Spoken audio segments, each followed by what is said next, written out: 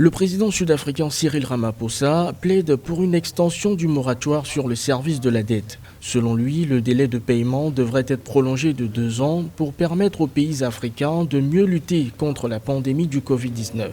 Les pays du G20 avaient pour leur part fixé la limite de l'allègement à 9 mois. Alors que la Banque mondiale et le Fonds monétaire international ont soutenu un gel de la dette pendant 9 mois, nous pensons que, compte tenu de l'ampleur des dégâts anticipés, nous aurons besoin d'un gel de la dette pendant 2 ans. Le moratoire sur le service de la dette a soulevé beaucoup de polémiques sur le continent africain. Certaines voix autorisées, comme le président Macky Sall, avaient souhaité que la dette africaine soit purement et simplement effacée.